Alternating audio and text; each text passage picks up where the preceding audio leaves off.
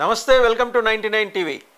విధ్వంసం ఇటీవల కాలంలో మాజీ ముఖ్యమంత్రి చంద్రబాబు నాయుడు గారు, జనసేనాని పవన్ కళ్యాణ్ కలిసి ఆవిష్కరించిన ఈ పుస్తకానికి సంబంధించి విస్తారంగా చర్చ జరుగుతోంది ఆంధ్రప్రదేశ్లో. ఈ 5 ఏళ్ల పరిపాలనలో, జగన్మోహన్ రెడ్డి గారి పరిపాలనలో ఎన్ని రకాల వ్యవస్థలు ఎలా ఛిద్రమయ్యాయి, విధ్వంసం ఎలా జరిగింది, కామన్ మ్యాన్ ఎలా ఎఫెక్ట్ అయ్యాడు, అలాగే ప్రతిపక్షాలని ఎలా టార్గెట్ చేసుకుంటూ వస్తున్నాడు ఆయన. చేసే క్రమంలో ఆయన అవలంబిస్తూ వచ్చిన కొన్ని రకాల రాక్షస విధానాలు, వీటన్నిటి మీద కూడా చాలా సమగ్రంగా వివరించారు ఆలపాటి సురేష్ కుమార్ గారు, సీనియర్ జర్నలిస్ట్, పుస్తక రచయిత. నమస్తే సురేష్ గారు. నమస్తే. అండ్ మీ వర్డింగ్ గురించి వేరే చెప్పక్కరంటే మీ గురించి తెలిసిన వాళ్ళకి మీరు రాసేప్పుడు అలా హాయిగా చదువుకుంటూ వెళ్ళిపోవచ్చు. అంటే ఒకసారి కొన్ని పుస్తకాలు చదువుతుంటే పెరిఫెరల్గా ఏదో చదివాము, ఒక కథాంశం తీసుకున్నారు, రాశారు, మనము చదివాం, బాగుంది, ముక్తసరిగా పెట్టేస్తాం. వేరే చదివేప్పుడు దాదాపు కొన్ని చాప్టర్స్ చదువుతుంటే టచీగా ఉంది. అంటే ఒక ప్రస్తావన అందులో ఒక చోట రాశారు మీరు, చంద్రబాబు నాయుడు గారిని తీవ్రంగా వ్యతిరేకించేవారు కూడా ఫర్ వేరియస్ రీజన్స్, మీరు అది కూడా దాంట్లో పక్కన రాశారు, రకరకాల కారణాలు ఇచ్చారు. వాళ్ళు కూడా ఒక క్షణం ఆగి వాళ్ళ గుండె తడి చేసేలాగా మీరు రాసుకుంటూ వచ్చారు. ప్రత్యేకించి అసెంబ్లీలో జరిగిన ఆ సంఘటన నిజంగా ఆయన కుటుంబాన్ని ఆ రోజు వివాదంలోకి లాగి ఆయన కంట తడి పెట్టించి ఆయన రోధిస్తుంటే దాన్ని కూడా చాలా దుర్మార్గంగా, క్రూరంగా చిత్రీకరించిన వైనం గురించి కూడా వివరించారు. సో అవన్నీ మనం ఇంటర్వ్యూలో మాట్లాడుకుంటూ ఉందాం. అసలు మీకు ఇది రాయాలన్న ప్రేరణ ఎక్కడి నుంచి వచ్చింది? రాయాలన్న ప్రేరణ, నాకు ఆ ప్రేరణ కలిగించింది ముఖ్యమంత్రి జగన్మోహన్ రెడ్డి గారు. So you must first acknowledge him. Yeah, ఎందుకంటే జగన్మోహన్ రెడ్డి గారి పార్టీకి వచ్చిన మ్యాండేట్, నిజానికి జగన్మోహన్ రెడ్డి గారికి వచ్చిన మ్యాండేట్ అది. జగన్మోహన్ రెడ్డి గారి పార్టీలో జగన్మోహన్ రెడ్డి గారే అన్నీ, పైనుంచి కింద వరకు. ప్రాంతీయ పార్టీలు దాదాపుగా అన్నీ అంతే ఉంటాయి అనుకోండి, కానీ ప్రత్యేకించి వైసీపీలో Jaganmohan Reddy is the one. It starts there and it ends there. So ఆయనకు వచ్చిన మ్యాండేటే 151 సీట్లు ఇచ్చారు. రెండవది, ఆయన 43 ఏళ్ల వయసులో ఉన్నారు ఆ టైం. సో చాలా బోల్డ్ భవిష్యత్తు ఉంది రాజకీయంగా ముందు.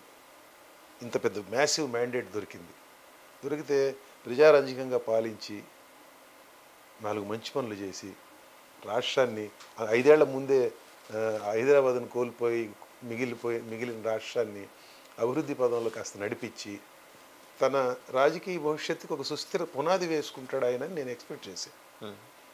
కానీ ఆ ఎక్స్పెక్టేషన్స్ అన్ని తప్పినాయి. తొలి అడుగు నుంచే ఆయన దారి కనపడుతూ వచ్చింది.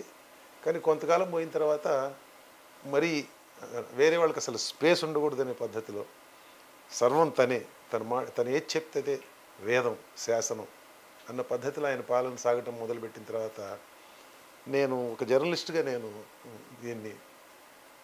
దీన్ని రికార్డు చేయాలి. ఈ ప్రజాస్వామ్యంలో ఈ తరహా పెడధోరణులు, అంటే ఎక్స్ట్రీమ్ పెడధోరణులు, ఇవి ఒక ఎక్స్ట్రీమ్కి తీసుకెళ్ళాడు ఆయన అని.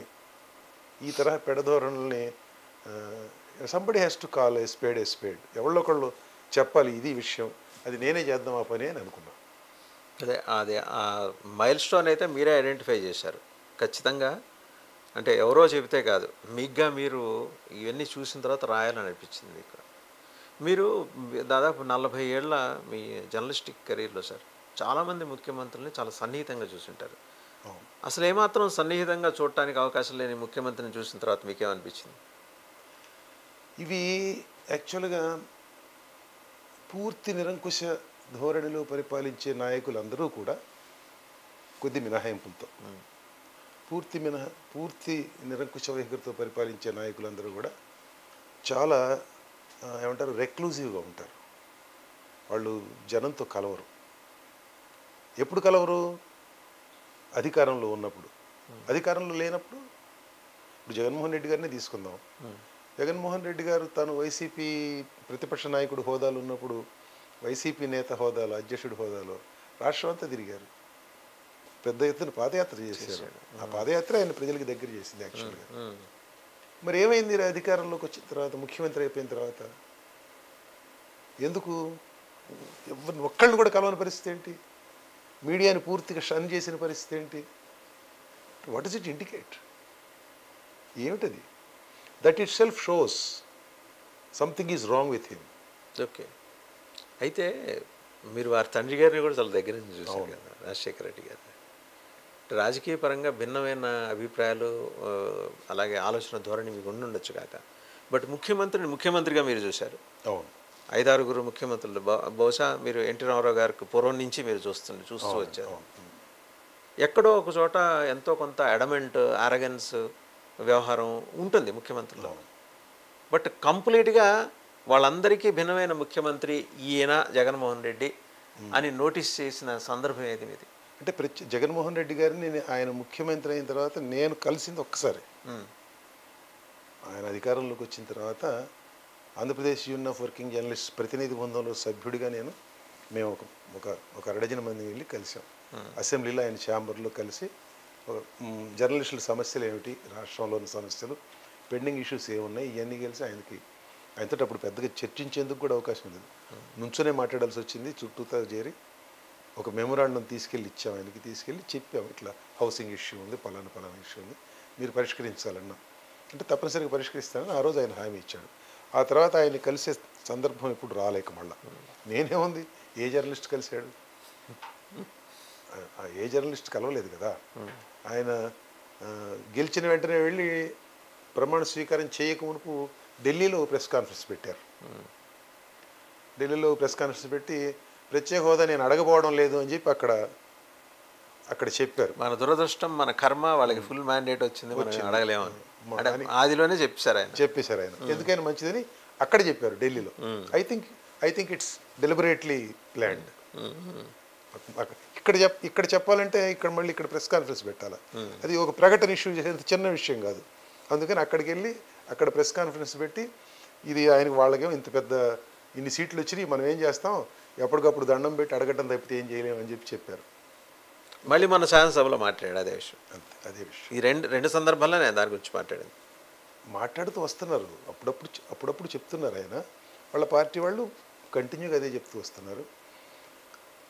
నిజానికి ఆయన మోదీ ప్రభుత్వం పట్ల ఆ వైఖరి తీసుకోవాల్సిన అవసరం ఎందుకు వచ్చింది అనేది ప్రజలందరికీ తెలుసు. వాళ్ళు యాక్సెప్ట్ చేయలేదు, వేరు విషయం అనుకోండి. కానీ కామన్ సెన్స్ ఉన్న ప్రతి ఒక్కడికి అర్థం అవుతుంది. రైట్. ఇంగితం అనేది ఒకటి ఉంటుంది కదా, ఆ ఇంగితం ఉన్న ప్రతి మనిషికి అర్థం అవుతుంది ఆ విషయం. పుస్తకం విషయానికి వచ్చేప్పటికీ దాదాపు మీరు అన్నారు ఏడాదిన్నర పైన పట్టింది మీరు రాసే క్రమంలో. And you have visited several places. లైబ్రరీలో వేట్పాలెం అన్నారు, ఠాగూర్ లైబ్రరీ అన్నారు, అలాగే చాలామందితో మాట్లాడారు. ఆ చాలామందితో మాట్లాడినప్పుడు జగన్మోహన్ రెడ్డి అంటే విపరీతమైన అభిమానం, అరమోట్పు కన్నులతో ఆయన ఆరాధించే జనాలతో కూడా మాట్లాడారా? మాట్లాడానండి. జగన్మోహన్ రెడ్డి గారి అదృష్టం ఏంటంటే ఆయన మంచి పాలకుడు అని విశ్వసించే వాళ్ళు ఇంకా ఉన్నారు. ఈ 5 ఏళ్ల అంటే ఇంకేముంది, 5 ఏళ్ళు అయిపోయింది, 2 నెలలు, ఆల్మోస్ట్ 5 years పరిపాలన చూసిన తర్వాత ప్రజా ధనం దుర్వినియోగం, అధికార దుర్వినియోగం, విచ్చలవిడిగా ప్రకృతి వనరుల ఎక్స్ప్లాయిటేషను, ప్రతిపక్షాన్ని కదలకుండా మెదలకుండా కట్టడి చేయటం, ప్రజల్లో ఎవరైనా నోరు మెదిపితే కేసులు పెట్టడం, ఇవన్నీ చూసిన తర్వాత కూడా ఆయన మంచి పాలకుడు అని నమ్మేవాళ్ళు ఉన్నారు. అది నిజానికి పెద్ద ఆశ్చర్యం లేదులేండి. ప్రజాస్వామ్యంలో స్పేస్, నేనుకుండే స్పేస్ దానికి ఉంటుంది, ప్రతిపక్షానికి ఉండే స్పేస్ ప్రతిపక్షానికి ఉంటుంది, అధికారంలో ఉన్న పార్టీకి ఉండే స్పేస్ వాళ్ళకు ఉంటుంది. మీరు ఎంత తక్కువ సీట్లు ఎన్ని వచ్చినాయి అనేదంత నిమిత్తం లేకుండా మన దేశంలో ఎన్నికల సినీరియో మొదటి నుంచి ఎప్పుడు చూసినా సరే వాళ్ళకు ఒక 5-6% తేడాతోటి వాళ్ళకి వచ్చే ఓట్లు వాళ్ళకే ఉంటాయి. అంటే మనది ప్రపోర్షనల్ రిప్రజెంటేషన్ సిస్టమ్ కాదు కాబట్టి కొన్ని సందర్భాల్లో నోస్ డైవ్ తీసుకుంటుంది వచ్చే సీట్ల సంఖ్య. కొన్ని సందర్భాల్లో నిజానికి కాంగ్రెస్ పార్టీకి ఎన్ని తక్కువ సీట్లు వచ్చినా వాళ్ళకి వచ్చి ఓట్ల శాతంలో పెద్ద తేడా కనపడలేదు, గమనించండి. మరీ తేడా ఉండదు, అది నేను. సో ఆ విధంగా రేపు పొద్దున జగన్మోహన్ రెడ్డి గారికి ఎన్ని సీట్లు వస్తాయి అనే దాంతో నిమిత్తం లేకుండా ఆయనకు వచ్చే ఓట్ల శాతంలో తగ్గినా కానీ ఆయనకంటూ ఒక సెట్ ఓట్ ఆఫ్ బ్యాంక్ ఉంటుంది. ఓట్ బ్యాంక్ ఉంటుంది, అది సెట్ ఆఫ్ అది ఆడియన్స్ ఉన్నారు ఉంటుంది. ఆయనకి. సో ఈ ఈ ఈ పరిస్థితుల్లో ఇటు మీరు అడిగి మళ్ళీ మీ ప్రశ్న దగ్గరికి వస్తే మంచిగా చేస్తున్నాడు కదా ఆయన, అందరికి నేరుగా డబ్బులు ఇస్తున్నాడు కదా, బాగానే ఉంది కదా. అవినీతి అంటారా? ఎప్పుడు లేదు అవినీతి, ఎక్కడ లేదు అవినీతి. ఇది కొంచెం ప్రమాదకరమైన, జగన్మోహన్ రెడ్డి గారిని ఆరాధించడం అభిమానించడాన్ని కదా నేను ప్రమాదకరం అనేది. They are at liberty. ఏ ప్రజలకి తమకు మెచ్చిన నాయకుడు ఎవరు, వాళ్ళు మెచ్చిన నాయకుడు, వాళ్ళకి నచ్చిన నాయకుడు ఎవరు అనేది అది మన విషయం కాదు. అది అవును, నా వ్యక్తిగత అభిప్రాయం, అది మీ వ్యక్తిగత అభిప్రాయం మీ. కానీ అవినీతి ఎవరు చేయటం లేదు అని ప్రశ్నించడం అనేది కొంచెం డేంజరస్. అంటే భారతదేశంలో నిజానికి ఈ తరహా ధోరణి చాలా కాలంగా వచ్చేసింది. అందరు చేసేది అవినీతి, అందరూ ఆ తానులు బట్టలే ముక్కలే అనే ధోరణి ఒకటి. అంటే నువ్వు అవినీతి చేస్తున్నావు అనే ముద్ర వేయడానికి ఎవరు, పోన్లే సురేష్ ఒక్కడైనా చేస్తుంది, వాసుదేవన్ కూడా చేస్తున్నాడు కదా. ఇది మోస్ట్ అన్ఫార్చునేట్, మనబోటి వాళ్ళను బాధపడాల్సిన విషయం. కానీ సురేష్ గారు, అంటే ఇప్పుడు మీరు జర్నలిస్ట్ సంఘం నాయకులుగా, సీనియర్ జర్నలిస్ట్గా దేశం మొత్తం పర్యటించారు, చాలా రాష్ట్రాలు చూశారు, చాలా రాష్ట్రాల పరిపాలన వ్యవస్థలను కూడా మీరు పరిశీలించి వచ్చారు మీ సమావేశాలు జరిగేప్పుడు లేకపోతే వివిధ సందర్భాల్లో. ఈ ఫెసిలిటీ కేవలం 2 తెలుగు రాష్ట్రాలకు ఎందుకు పరిమితం అయిపోయింది? అంటే విపరీతమైన ఆ నాయకుడు ఎంబడి పడిపోయి ఇందాక అన్నట్టు అసలు అరమోటి పనులతో ఆరాధించడం, అసలు తను లేకపోతే రేపు పొద్దున రాష్ట్రంలో సూర్యుడు ఉదయించడు, ఈ తరహా ధోరణి ఎందుకు పెరిగిపోయింది? మనకి మాత్రమే ఎందుకు పరిమితమైంది? వేరే చోట్ల లేదని అంటలా, తమిళనాడు దాటిపోయి వచ్చేసాం ఫానటిజంలో, అవునా కదా? కొన్ని డిగ్రీలు తేడాతోటి అన్ని చోట్ల ఉన్నాయి. మీరు చెప్పినట్టుగా మన దగ్గర ఈ ధోరణి కొంచెం ఎక్కువ ఉంది. అయితే ఇది ఉత్తి వ్యక్తి ఆరాధన కింద చూడటం లేదు దీన్ని.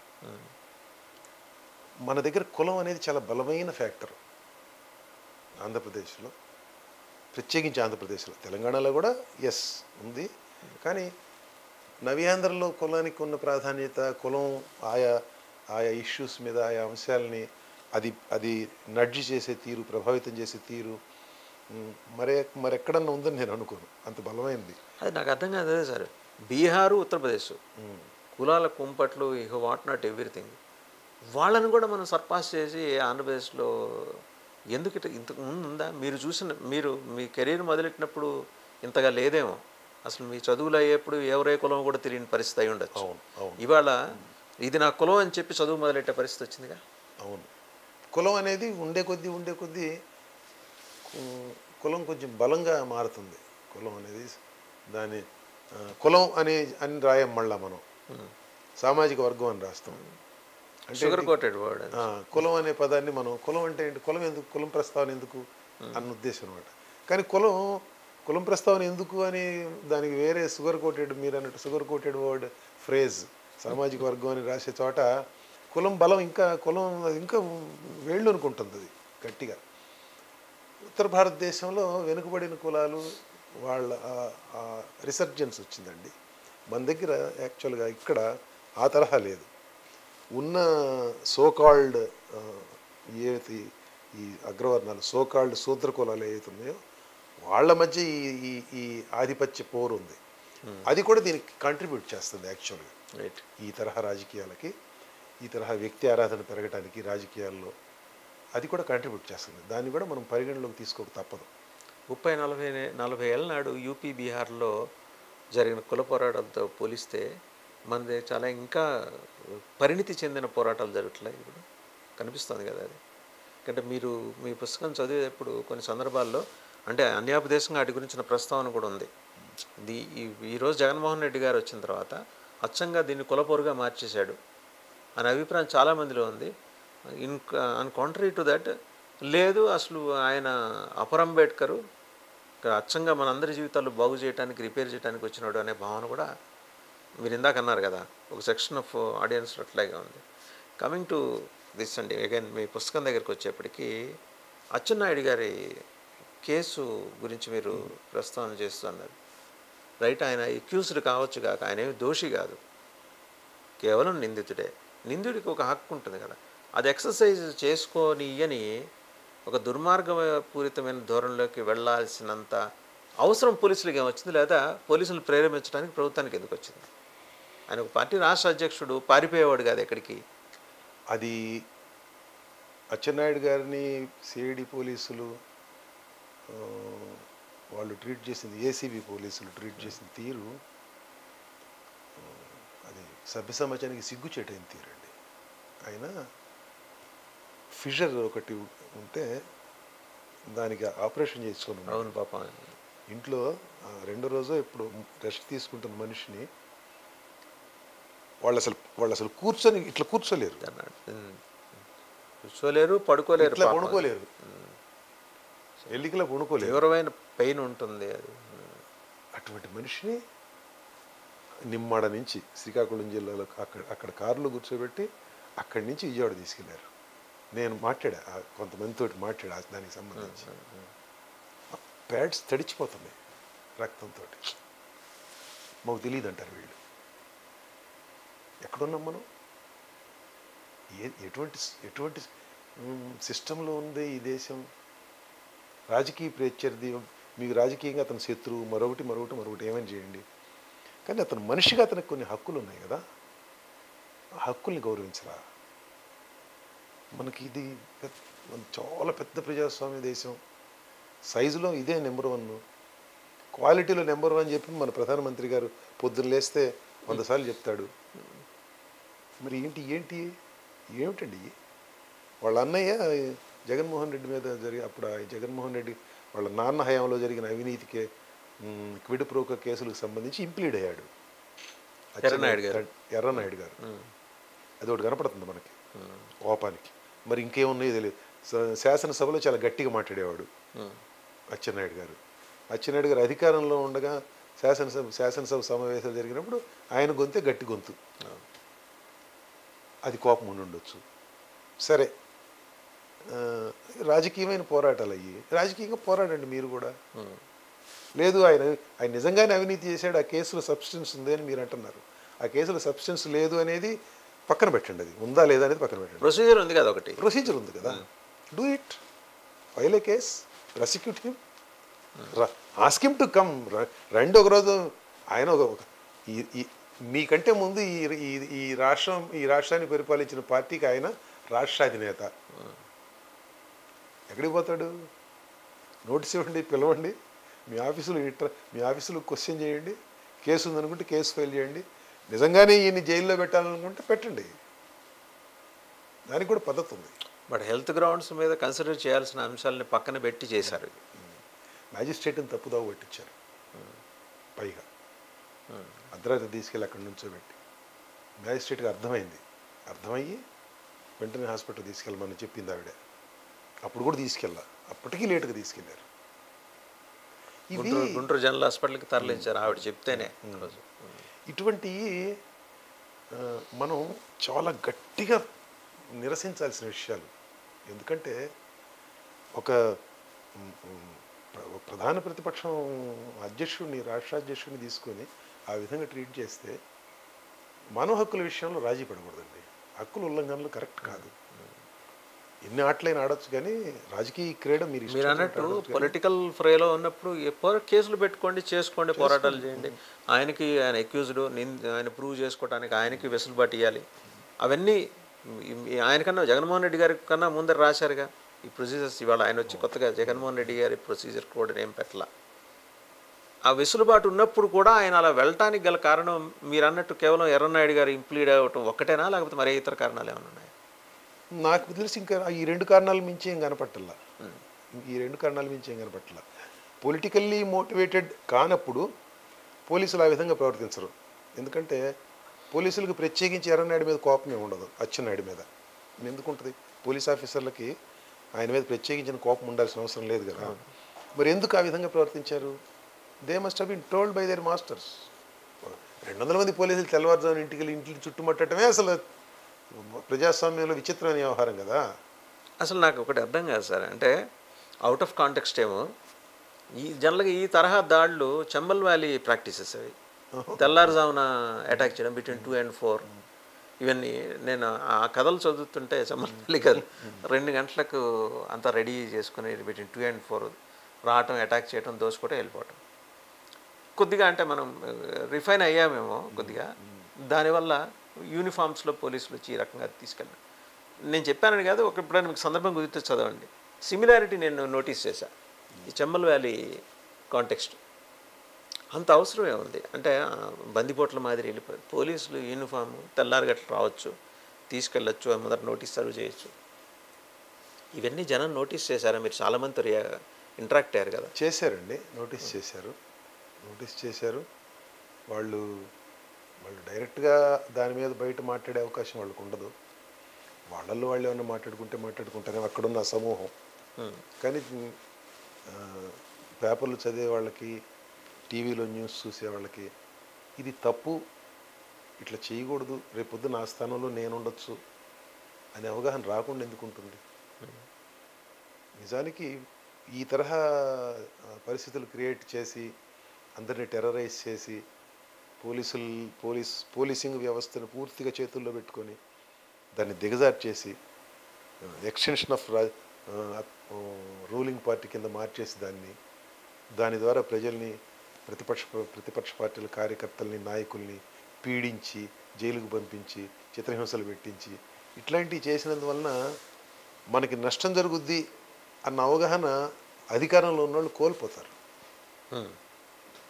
దీనివల్ల మేము ఇంకా బలపడతాం అనుకుంటారు వాళ్ళు. చరిత్రలో చూసుకుంటే ఇట్లాంటి పనులు చేసిన వాళ్ళందరూ ఆ విధమైన మిస్కాన్సెప్షన్ తోటి తప్పులు చేశారు. ఇది తప్పు, దీనివల్ల నాకు నష్టం జరుగుద్ది, మళ్ళీ ఎన్నికల్లో నాకు ఇబ్బంది కలగొచ్చు అన్న భయం ఉంటే ఎవడు చేయడు. కానీ చేస్తారు. ఎందుకు చేస్తారు?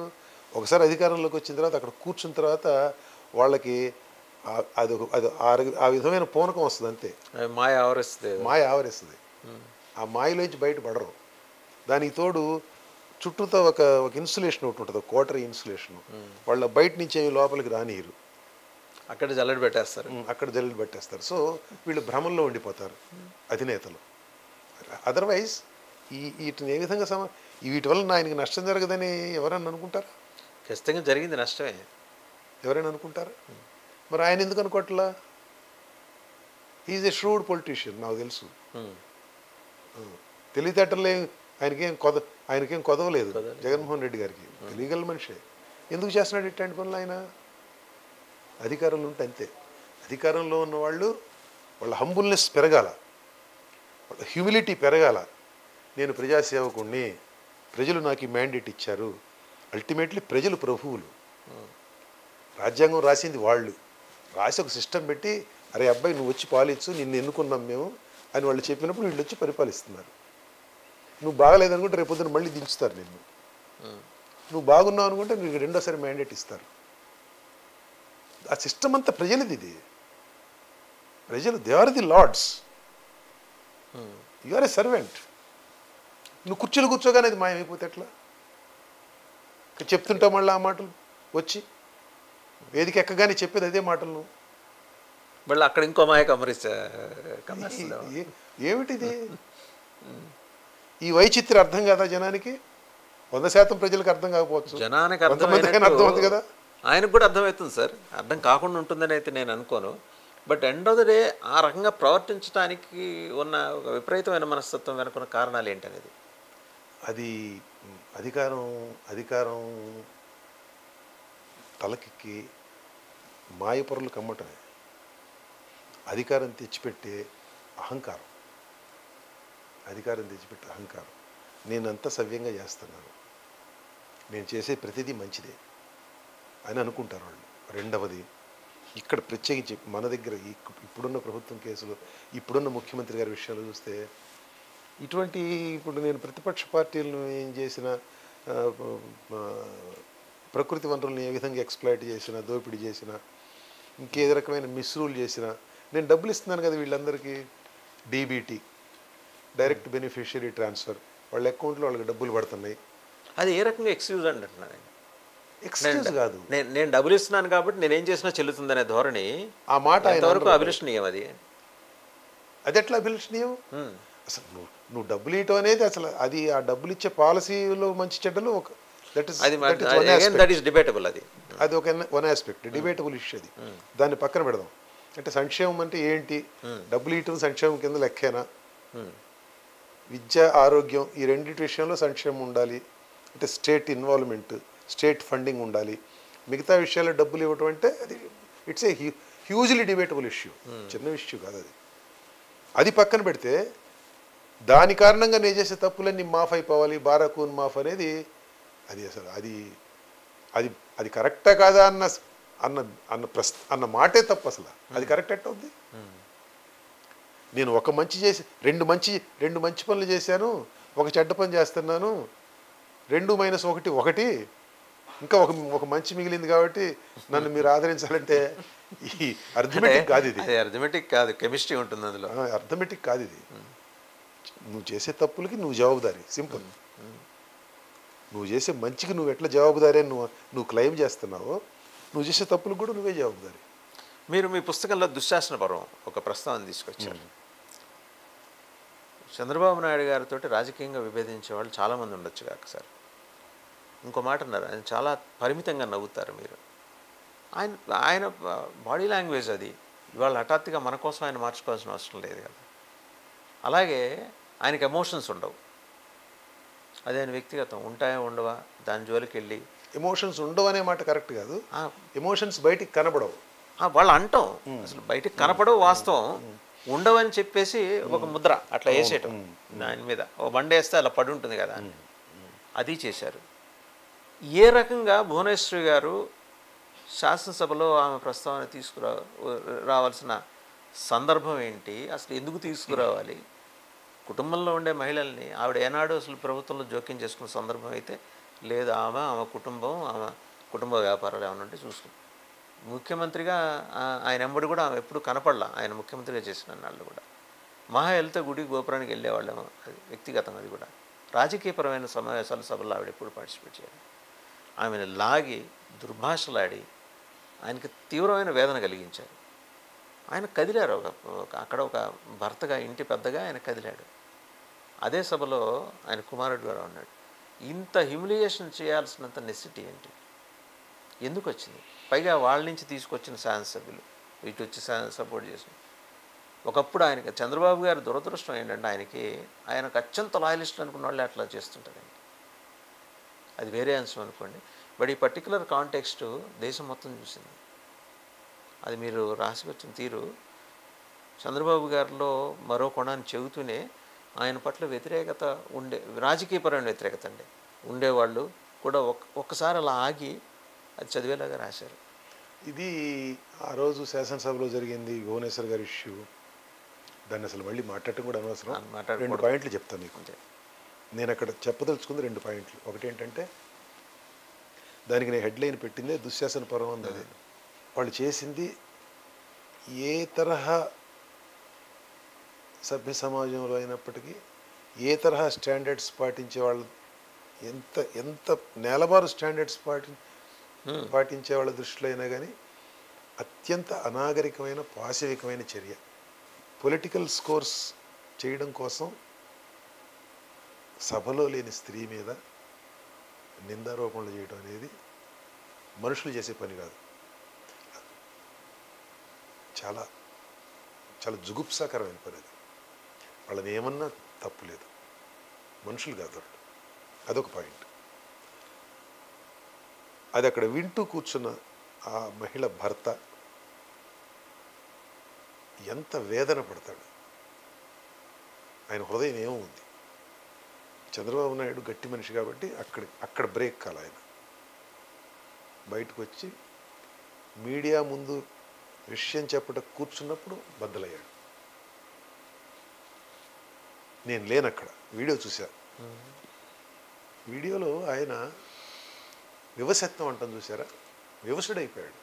ఈ కుడ్ నాట్ కంట్రోల్ హిమ్. గబుక్కున ఒకవేళ ఏదైనా వచ్చినా ఎప్పుడన్నా ఎమోషన్ తోటి when you're overcome by emotion, 1 నిమిషం ఏదో 1/2 నిమిషంలో మనం కంట్రోల్ చేసుకుంటానికి చేసుకుంటాం. But a person like Chandrababu Naidu who has seen so much of life, అంటే పెద్ద ఈ దేశం ఒక టైంలో నేషనల్ ఫ్రంట్ టైంలో, యునైటెడ్ ఫ్రంట్ టైంలో ఆయన చాలా పెద్ద రోల్ పోషించిన మనిషి కదా. అట్లా వివశుడై ఆ విధంగా విలపిస్తుంటే దానిని కూడా నాటకం అన్నారు. ఇది one of the lowest points in AP politics. అంతకంటే ఎవరు దిగజారుతారు? బహుశా అప్పటి వరకు ఇటువంటి దుర్మార్గమైన సంఘటన జయలలిత గారి వ్యవహారంలో జరిగింది, దాన్నే మనం చెప్పుకుంటూ వచ్చాం. అది దీంతో సభలో పోల్చుకుంటే అది చాలా చిన్నది. సభలో అది జరిగింది.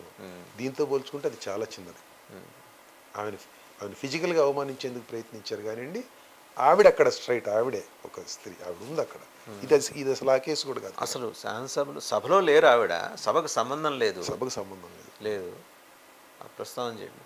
ఆ తర్వాత కూడా అండి, అంటే అక్కడ ఇంకోటి కూడా ఉంది. అక్కడ అంటే మనుషులు ఈ తరహా దాన్ని ఏమనాలి, ఏ రకమైన మానసిక స్థాయి అది, మైక్ లేకుండా సభ అంతా వినపడేటట్టు ఒక ఒక ఒక తప్పు మాట మాట్లాడి, నోరేసుకుని పడిపోవటం, ఒక తప్పు మాట మాట్లాడి, మేమేమనలేదు కదా, అయితే ఏమన్నావు చెప్పండి అంటే, వీళ్ళు నువ్వు అది అన్నావు కదా అని వీళ్ళు అనాలన్నమాట. ఇన్స్టిగేట్ చేయటం, మళ్ళీ నువ్వు ఇట్లా ఫలానా ఆమెని నువ్వు ఈ మాట అన్నావు కదా అని వీళ్ళు చెప్పాలన్నమాట. చేత అనిపించాలని ప్రయత్నించాడు. ఏంటండి ఇంత ఇంత ఇంత దిగజారాలా? చంద్రబాబు నాయుడు మీద పొలిటికల్ స్కోర్ సాధించడానికి ఇంత దిగజారాలా? నేరుగా ప్రజాక్షేత్రంలో తేల్చుకోవచ్చు కాదు. మీరు మీరు మీరు ఏ రకమైన ఫైట్ అయినా చేయండి, ప్రజాక్షేత్రంలో తెలుసుకోండి, మీరు ఇంకోటి చేయండి. కానీ ఇది అసలు ఎట్లా ఏ రకమైన ఈ దిగజారుని ఎట్లా కొలవగలం చెప్పండి? ఏ విధంగా కొలవగలం? ఆవిడ భువనేశ్వర్ గారు చేయి తినడం పెట్టాలి. ఆమె ఒకే ఒక్క మాట, ఇంకెవరికి జరగకూడదు ఇటువంటి అవమానం అని, అంతే. ఇంకే మాట మాట్లాడిన ఆవిడ వెరీ బ్యాలెన్స్డ్. చాలా గొప్ప ఆమె సంస్కారానికి మనం చాలా నమస్కారం చెప్పాలి. ఇంకోటి, మీరు దుష్ట చతుష్టయం గురించి ఒకటి విడిగా రాశారు.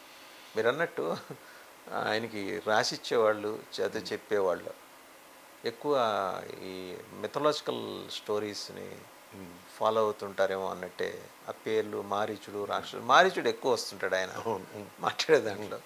బహుశా ఆ ఒక్క అధ్యాయం బాగా ఎక్కువ చదువుంటారేమో ఆయనకి రాసిచ్చేవాళ్ళు.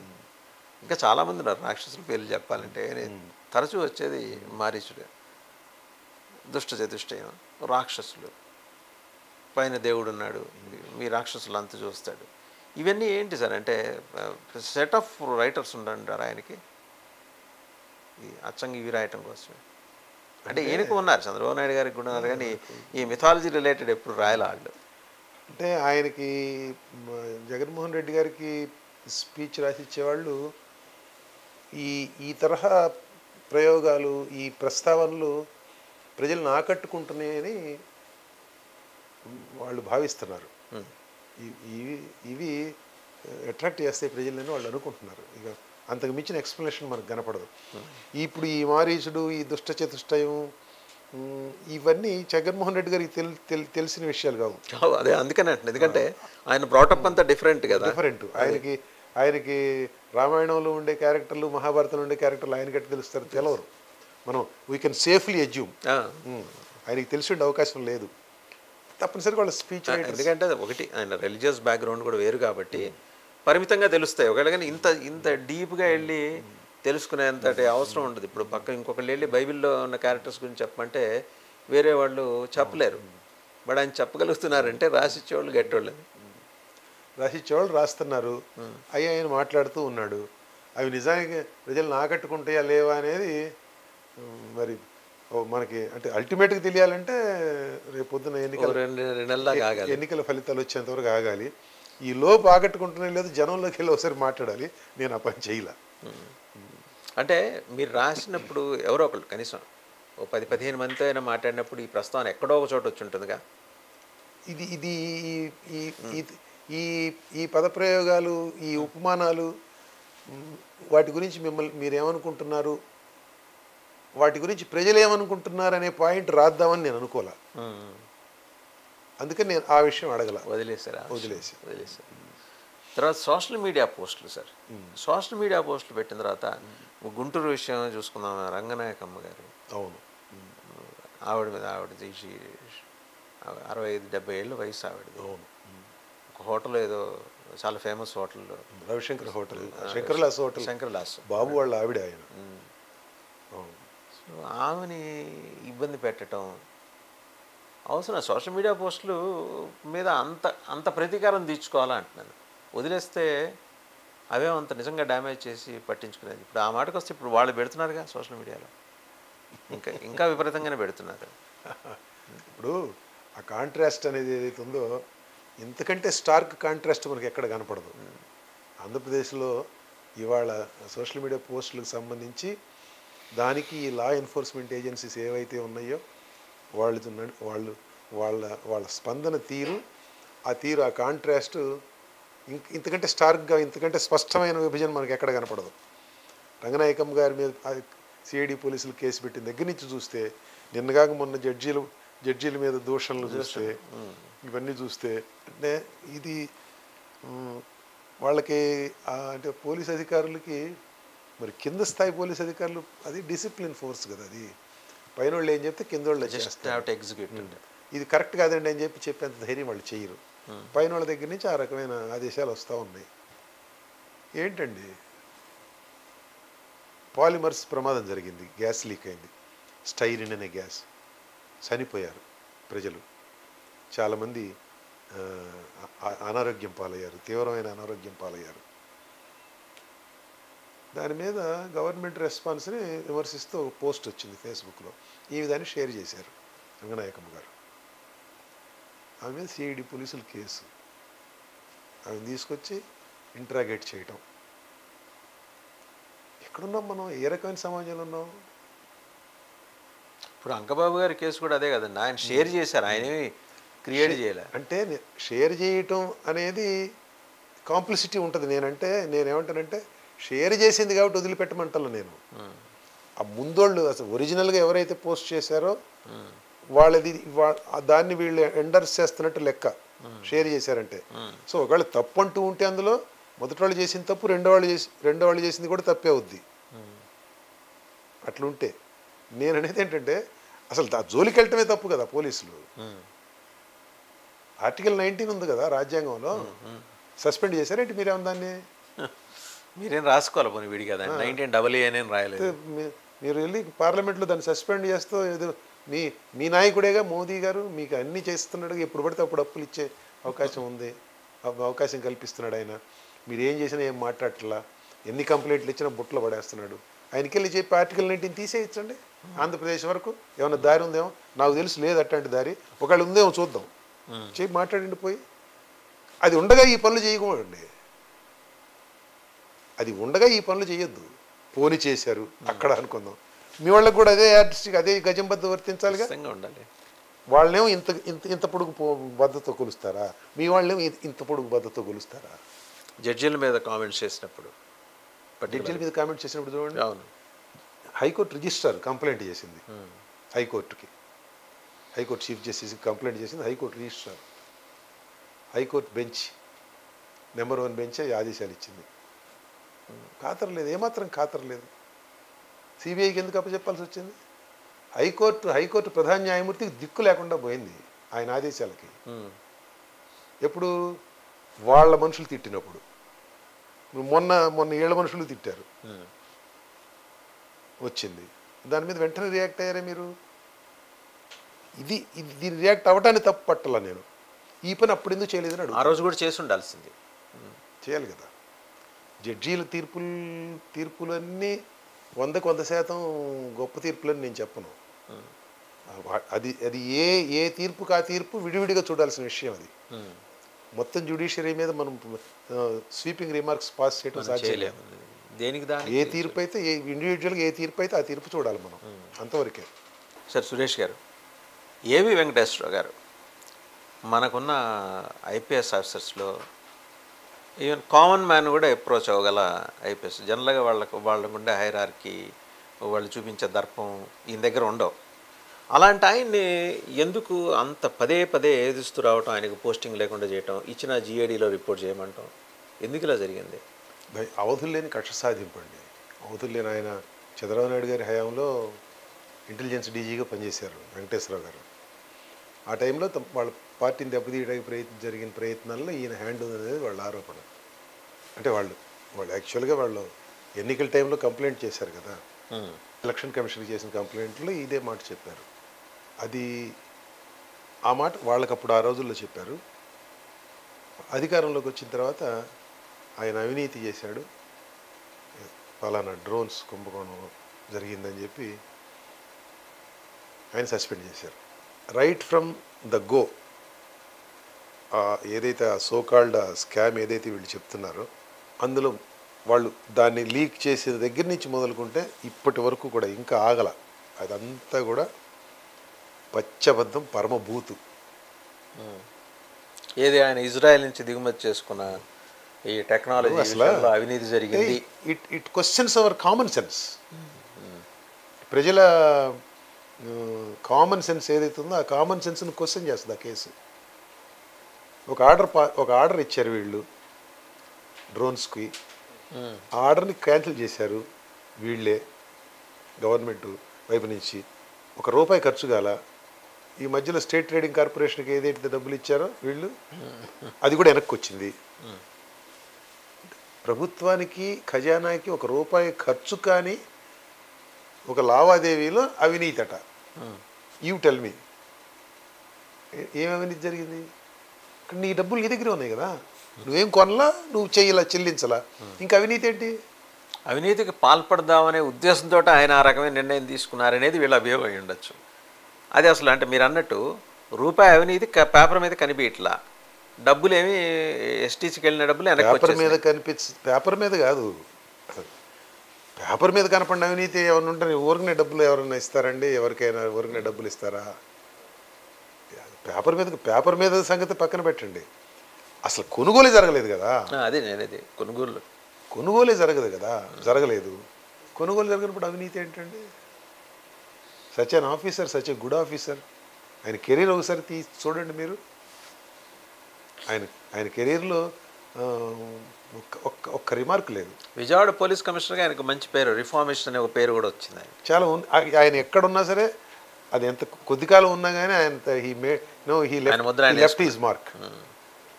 విజయవాడ కమిషనర్గా ఆయన చేసిన కొద్ది కాలంలో ఆయన చాలా బాగా చేశాడని ఇప్పటికి కూడా చెప్పుకుంటారు. ఇప్పటికీ పెద్దగా జనం కామన్ మ్యాన్ చెప్పుకునేది ఫుడ్ కోర్ట్ గురించి చెప్తాడు. అది ఆయన ఇచ్చిన అవకాశం. అటువంటి ఆఫీసర్ని తీసుకెళ్ళి ఒక డీజీ ర్యాంక్ సీనియర్ ఆఫీసర్ని 5 సంవత్సరాలు మీరు ఖాళీకి పెడతారా? ఏమన్నా న్యాయం అండి?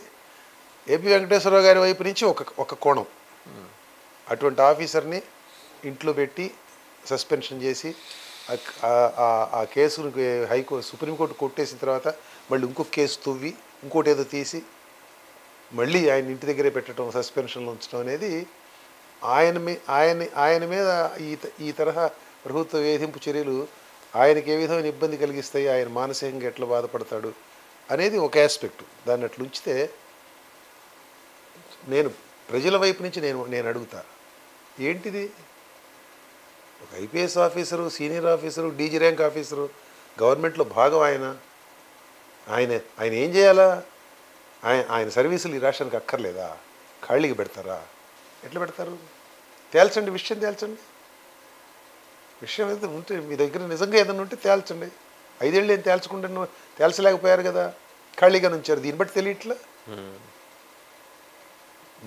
మీరు అధికారంలో ఉండగా ఆయన వచ్చి ఉద్యోగం చేయడానికి మీరు ఇష్టపడటంలా, కాబట్టి బయట ఉంచుతాం అంటే మీరు ఈ రాష్ట్రం ప్రజలకి మీరు డిస్సర్వీస్ చేస్తున్నారు. మీ వ్యక్తిగతంగా ఒక ఆఫీసర్ మీద మీకున్న వ్యక్తిగతమైన కక్ష కారణంగా మీరు రాష్ట్రానికి నష్టం చేకూరుస్తున్నారు. అది అందులో కేసు అసలు అంటే మీరు దాని సమగ్రంగా రాసుకుంటూ వచ్చారు. దాంట్లో మొత్తం జరగని కొనుగోళ్ళు, జరిగిన కొనుగోళ్ళు కాదు, జరగని కొనుగోళ్ళలో అవినీతి ఎలా ఉంది. బట్ ఇప్పుడు మీరు అంటే సీనియర్ జర్నలిస్టు ఎలాబరేట్ చేసుకుంటూ రాసుకొచ్చారు. బట్ ఈ విషయాన్ని అంటే నేను అవుట్ ఆఫ్ ది బాక్స్ అనుకోవచ్చు. మీరు తెలుగుదేశం పార్టీ ఆయనకి ఆ తెలుగుదేశం పార్టీకి అనుబంధంగా చూపిస్తూ చేశారు కాబట్టి ఆ పార్టీ కూడా సమంగా చెప్పుకోలేకపోయింది కదా బయట ఈ విషయంలో. అంటే పార్టీ అంటే ఈ తరహా ఇష్యూస్ మీద స్పందించాల్సింది సివిల్ సొసైటీ అండి, పార్టీ కాదు. ఇటువంటి అంశాల మీద సివిల్ సొసైటీ స్పందించాలి. ఒక దశలో నిజానికి వెంకటేశ్వరరావు గారు, రావు గారు ఐపీఎస్ ఆఫీసర్ అసోసియేషన్కి రాశారు. అవును అవును. ఐపీఎస్ ఆఫీసర్ అసోసియేషను దీని మీద స్పందించాల. ఐపీటీదం అంటే మీరు కూడా దాన్ని బలపరుస్తున్నారా, లేకపోతే ఏమనుకొని మీరు మౌనంగా ఉన్నారు? ఆయన అడిగిన దాంట్లో న్యాయం ఉంది.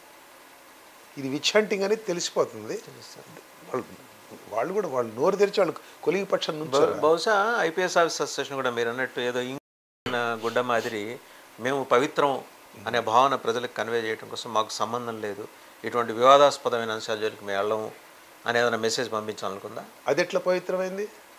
మీ మీ మీ టీంలో, మీ బృందంలో, మీ ఫ్రాటర్నిటీలో ఒక సభ్యుడు, ఒక సీనియర్ సభ్యుడి మీద లేని ఆరోపణలు మోపి ప్రభుత్వం అన్యాయంగా ఇంటి దగ్గర కూర్చోబెట్టి సస్పెన్షన్ పేరుతోటి ఆయన వ్యక్తిత్వాన్ని దెబ్బతీసే విధంగా వ్యవహరిస్తుంటే మీరు ఏ విధంగా వ్యవహరించాలో మీరు కేసు పరిశు చేయొద్దని వాళ్ళు చెప్పమను. అసలు కేసే లేదని వాళ్ళు చెప్పక్కర్లా. మీరు ఏ విధంగా వ్యవహరించాలో ఆ విధంగా నాగరికంగా వ్యవహరించండి, అలా చెప్పచ్చు, కనీసం పద్ధతి ప్రకారం చేయండి అని చెప్పలేరా? చెప్పాలి కదా.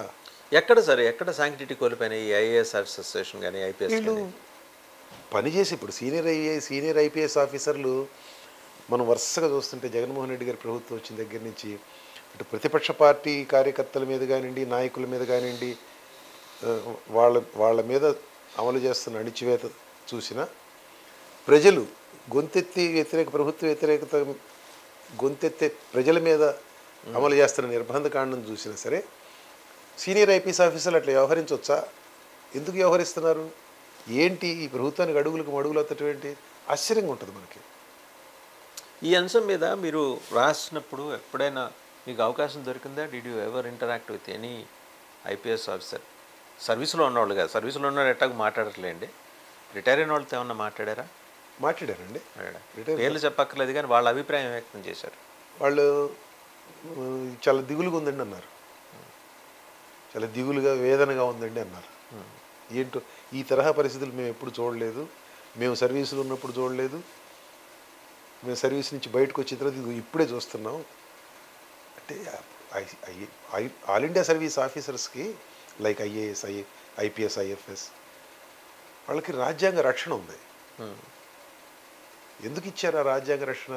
మీరేమైనా పైనుంచి దిగబడ్డారా? మిగతా ఉద్యోగులకు లేని రక్షణ మీకు ఎందుకుంది? ఎందుకుందంటే గవర్నర్ తరఫున గవర్నర్ పేరు మీద మీరే జీవోలు జారీ చేస్తారు. మీరే ప్రభుత్వ యంత్రాంగానికి వెన్నెముక, మీరు సవ్యంగా పనిచేయాలి. అధికారంలోకి వచ్చిన రాజకీయ నాయకులు, రాజకీయ పార్టీ ప్రతినిధులు వాళ్ళ వ్యక్తిగత ప్రలోభాలకో మరోదానికో లొంగి వాళ్ళు అవినీతికి పాల్పడే అవకాశం ఉంది, లేకపోతే పార్టీ కోసం అవినీతికి పాల్పడే అవకాశం ఉంది. కాబట్టి ఎందుకంటే వాళ్ళు రేపు వెళ్ళిపోతారు 5 ఏళ్లకి, మీరు వెళ్ళరు కదా, 30 ఏళ్ళు పనిచేస్తారు. మీరు మీ సర్వీస్ అయిపోయేంత వరకు మీరు ప్రభుత్వాలు ఉంటారు కదా.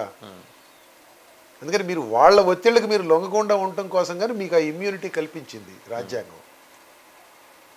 ఎందుకు అంత ఇమ్యూనిటీ మీకు ఉండగా మీరు నో చెప్పలేరా? మీ మంత్రికో మీ ముఖ్యమంత్రికో నో చెప్పలేరు? కాగితం మీద రాయండి, నోట్ ఫైల్ ఉంటుంది, నోట్ ఫైల్ మీద this is against rule position bus. నిజంగా ఏబీ ఉన్నారు. అప్పటికి కూడా ముఖ్యమంత్రి గారు, మంత్రి గారు మీ నిర్ణయాన్ని వాళ్ళు ఓవర్ రైడ్ చేయాలనుకుంటే వాళ్ళు రాసుకుంటారు కింద, మీకు ఇబ్బంది ఉండదు. అట్లీస్ట్ చెప్పుకునే అభిప్రాయం చెప్పుకునే ఒక వెసులుబాటు ఉంది వాళ్ళకి అక్కడ. మీరు ఏమి చేయక్కర్లా, మీ దగ్గరికి వచ్చిన నోట్ ఫైల్ మీద మీరు ఇది తప్పు, పలానా రూల్ కింద ఇది కరెక్ట్ కాదు, అంతే. చేయలేరు ఆ పని. ఇంకోటి సార్, నిజంగానే 23 మందిని ఎమ్మెల్యేని కొనటం వెనక ఏబీ ఉన్నారా అని అనిపించిందా మీకు ఎప్పుడన్నా? అంటే జరిగిన సంఘటనలన్నీ మీరు చూశారు. 23 మంది ఎమ్మెల్యేలని కొనుగోళ్లలో ఏబీ వెంకటేశ్వరరావు గారు ఆయన ప్రమేయం ఉంది అని ఆ రోజు వాళ్ళు బహిరంగంగా ఆరోపించారు వైసీపీ నాయకులు. నేను ఒక మాట చెప్తానండి, ఎమ్మెల్యేల కొనుగోళ్ళు ఇంటెలిజెన్స్ చీఫ్ చెయ్యరు. ఎమ్మెల్యేల కొనుగోళ్ళు ఎమ్మెల్యేలు ఎవరైతే కొనుక్కుంటున్నారో వాళ్ళే చేస్తారు. వాళ్ళు ఏమి కొన్నారు, నిజంగా వీళ్ళు ఏమైనా డబ్బులు ఆఫర్ చేశారా, లేకపోతే మరొకట లేకపోతే ఇంకేమైనా ప్రలోభాలు చూపించారా, వీళ్ళటి నుంచి ఇటు ఎందుకు వెళ్ళారు, అన్న దాని మీద నేను మాట్లాడటానికి రెడీగా లేను. డబ్బులు ఇచ్చారు నిజంగా అంటే కొనుగోలు అనే పదం వాడొచ్చా మనం? అంటే కామన్ సెన్స్ ఏం చెప్పుద్ది, అక్కడ ఏం జరుగుద్ది? భారతదేశ రాజకీయాల్లో ఈ ఎమ్మెల్యేలు కానివ్వండి, ఎంపీలు కానివ్వండి, ప్రజాప్రతినిధులు ఒకవైపు నుంచి ఒకవైపు ఎందుకు వెళ్తున్నారు, ఏ రకమైన ప్రలోభాలు లొంగి వెళ్తున్నారు అన్నది మనకి కొంత అవగాహన ఉంది. రైట్? ఒక ప్రత్యేకమైన కేసులో ఏం జరిగింది అనేది మనం చెప్పాలంటే మనకి తెలిసి ఉండాలి, మనకి స్పష్టంగా తెలిసి ఉండాలి. సో దాని మీద మనం మాట్లాడటానికి లేదు. ఒకటి మాత్రం చెప్పొచ్చు, ఇంటెలిజెన్స్ చీఫ్ మీద ఈ రకమైన నింద పడుద్ది. ఎందుకు పడుద్ది అంటే ఇంటెలిజెన్స్ ఆఫ్టర్ ఆల్ ఈజ్ వాళ్ళు రాజకీయ పార్టీకి, వాళ్ళు ఆ అధికారంలో ఉన్న రాజకీయ పార్టీ మంచి చెడులు చూస్తారు. వాళ్ళు మాట్లాడుతుంటారు అందరితోటి. ఇంటెలిజెన్స్ కావాలంటే మొత్తం అంటే ఇంటెలిజెన్స్ అంటే సమాచారం కావాలంటే మీరు సురేష్ తోటి మాట్లాడాలి, సుబ్బారావు తోటి మాట్లాడాలి. సురేష్ మావాడు కాదనుకుంటే సమాచారమే రాదు. అంతే కదా? అంతే. ఆ కారణంగా ఆయనే చేశాడు ఇదంతా. అంటే ఇప్పుడు ఎవరు చేశారు? ఇప్పుడు అదే పోస్టులో ఉన్నాయని చేశారు అని అనుకునే పరిస్థితి. గాలిపోగేయడం. రెండవది ఇంకొక ప్రత్యేకించిన ఒక మనకి స్పష్టంగా కనపడే అంశం ఒకటి ఏంటంటే కులం. ఇందులో కులం అనేది కూడా చాలా గట్టిగా పనిచేసింది. బ్రాండ్ వేసి వాళ్ళ వైపున విజయసాయి రెడ్డి గారు లాంటి నాయకులు వాళ్ళు ఏ విధంగా మాట్లాడారు పబ్లిక్ డొమైన్లో, ఒక ప్రత్యేకమైన కులాన్ని ఏ విధంగా వాళ్ళు ఎత్తి చూపించారో మనం చూసాం. నిజానికి అవన్నీ చాలా అవాంఛనీయమైన ధోరణులు. ఆ అవాంఛనీయమైన ధోరణుల్ని వీళ్ళు పెంచి పోషించారు, ఇంకా చేస్తున్నారు. నా కులం నాకు గట్టి, మీ కులం మీకు గట్టి. ఇది మన పర్సనల్ వ్యవహారం. దాన్ని తీసుకొచ్చి ఒక ప్రశ్న వేస్తే 10 మంది ఎదురుగుని 10 మంది విలేకరులు ఒక ప్రశ్న వేస్తే నీ కులం ఏంటని అడుగుతావా? లేకపోతే నీకు ఆల్రెడీ తెలిసి ఉంటే ఆ కులం అతని పేరుకి లేని కులం, అతని పేరులో లేని అతని కులాన్ని చేర్చి మాట్లాడతాం. అది ఆ విపరీతం చాలా సందర్భాల్లో గమనించానండి నేను కూడా. మీరు నోటీస్ చేస్తున్నా అన్యాయం కదండి. ఏం చేద్దామని ఈ రాష్ట్రాన్ని ఆ పత్రిక సంపాదకుడు వెనకాల పేరు ఇది ఒకటి తగిలించేసి రాయి చెప్పడం. వాళ్ళు వాడుకోరు. అతనిది అదే కులం అయి ఉండొచ్చు సంపాదకుడిది, అతని పేరులో అది భాగం కాదు కదా. నువ్వెందుకు తగిలిస్తున్నావు? ఇది ఎక్కడ దుర్మార్గం? అంటే ఈ విధమైన కులాల కుంపట్లు రాష్ట్రంలో ఇంత మునుపు లేవు. కానీ అది ఈయనతో మొదలైందా? ఇది ఇంతకుముందు కూడా అలాగే ఉందా గడిచిన 10-15 ఏళ్ళ నుంచి? ఏది? ఈ కులాన్ని బాగా చొప్పించేసి రాజకీయాల్లో కులం అస్సలు లేదు అని అనలేమండి. ఇప్పుడు ఒక కొత్త ప్రభుత్వం వస్తుంది, కొత్త ప్రభుత్వం ఒక మంత్రివర్గాన్ని ఏర్పాటు చేస్తుంది. ఆ మంత్రివర్గంలో కుల సమీకరణల ప్రకారం బ్యాలెన్స్ చేస్తున్నారు. రైట్? మాకు ఉండాలి కదా ప్రాతినిధ్యం అని అడుగుతారు. పెట్టకపోతే దాన్ని తప్పు పట్టలేం మనం. అన్ని కులాలకు ఉండాలి. కానీ మెరిట్ ఏమైపోద్ది అనే ప్రశ్న కూడా వస్తుంది. మెరిట్ లేదు, పాడు లేదు. వాళ్ళందరూ మెరిట్ ఏదో రకంగా వాళ్ళందరూ ప్రజలు ఓట్లు వేస్తేనే వాళ్ళు అయింది మంత్రులు, ఎమ్మెల్యేలు అయిన తర్వాత మంత్రులు అవుతారు. సింపుల్ యాజ్ అంటే వేరే చోట కూడా ఇటువంటి పరిస్థితులు ఉన్నాయి. దీని మీద ఎప్పటి నుంచి డిబేట్ జరుగుతూనే ఉంది రకరకాలుగా. రిజర్వేషన్లు వ్యతిరేకించే వాళ్ళు ఉన్నారు. వాళ్ళని తరాల తరబడి బయట కూర్చోబెట్టి ఊళ్ళల్లోకి రానియకుండా వెలివేసి వాళ్ళకి చదువు అబ్బనీయకుండా వాళ్ళ పాఠశాలలకు రానియకుండా ఊళ్ళో మనుషులు రానియకుండా అంత ఘోరంగా వెలేసిన తర్వాత ఇప్పుడు వాళ్ళకి రిజర్వేషన్ ఇచ్చి వాళ్ళని పైకి లాక్కొద్దామని చూస్తుంటే మెరిట్ ఏమైపోద్దని అడిగేవాళ్ళు ఉన్నారు.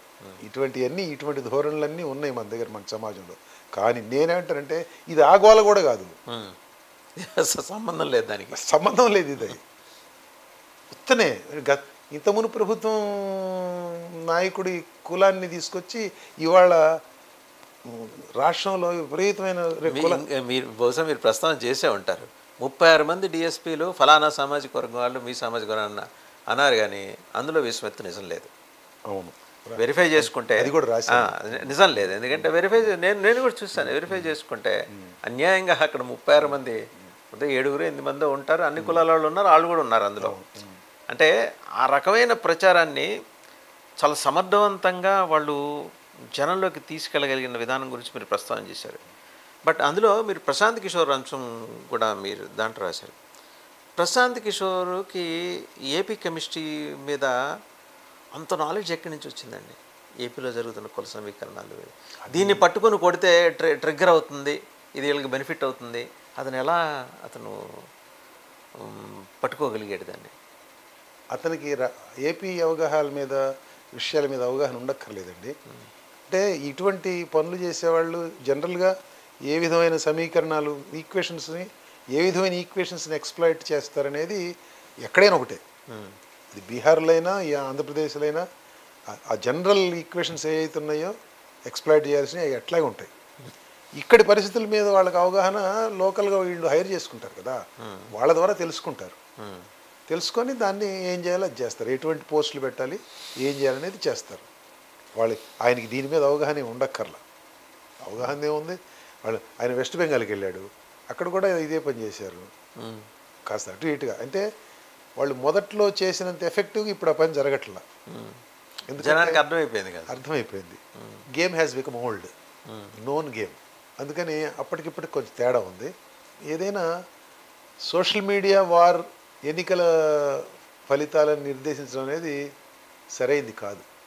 అది ఒక సపరేట్ ఇష్యూ అనుకోండి, అది చాలా లోతైన ఇష్యూ. అది ప్రజల బుర్రల్ని ప్రభావితం చేసే అంశాలని ఆటోమేటిక్గా తీసుకొచ్చి మన కళ్ళ ముందు తప్పు దారిలో తప్పు అంశాలని మన మన మన ఫోన్లో చూపించే అల్గోరిథమ్స్ ఉన్నాయి ఇవాళ.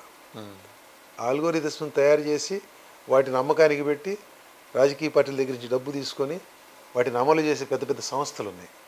కేంబ్రిడ్జ్ అనలిటికా లాంటి సంస్థలు.